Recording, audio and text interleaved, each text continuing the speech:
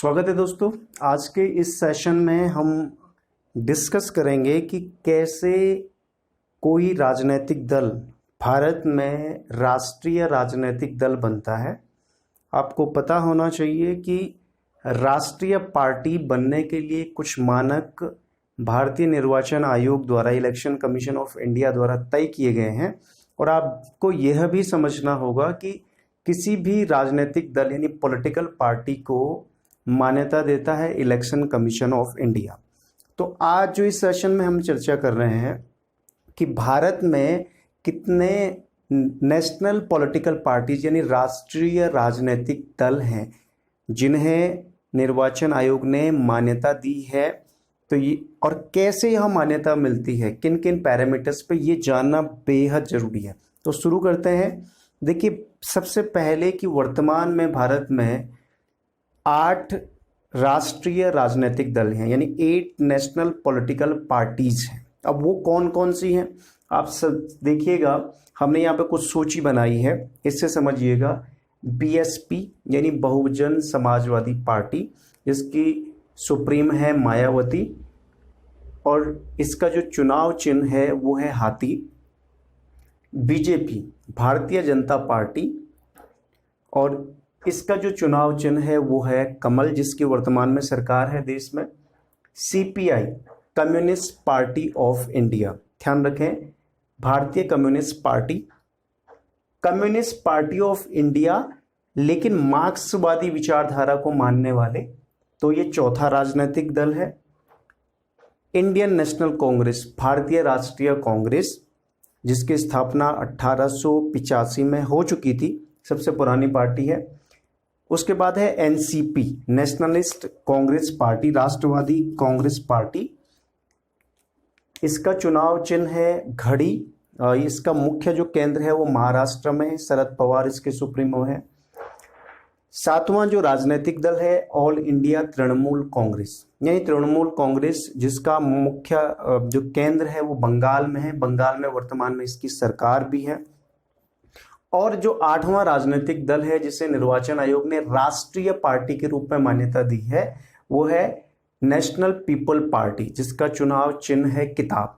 और इसका जो मुख्य केंद्र है वो मेघालय में यह पार्टी इसका जो कार्य करती है और इसकी स्थापना की थी पी संगमा ने, ठीक है ना। तो ये कुल मिलाकर 8 राजनीतिक दल भारत में वर्तमान में यानी वर्ष 2020 में एग्जिस्ट करते हैं। अब इन राजनीतिक दलों को निर्वाचन आयोग मान्यता देता है। कैसे कोई राजनीतिक दल राष्ट्रीय पार्टी बनता है यानी नेशनल पॉलिटिकल पार्टी बनता है, नेशनल पार्टी बनता है, उसके लिए कुछ पैरामीटर हैं। तो समझिएगा, इन कंडीशंस में से पहले इन कंडीशन को समझेंगे। देखिए, यदि कोई भी पार्टी, अगर कोई नई पार्टी बनती है और अगर या किसी स्टेट की भी पार्टी है, अगर वो लोकसभा या विधानसभा में जो वैलिड वोट पड़े हैं उन वोटों का 6% उसे मिल जाता है, 6%।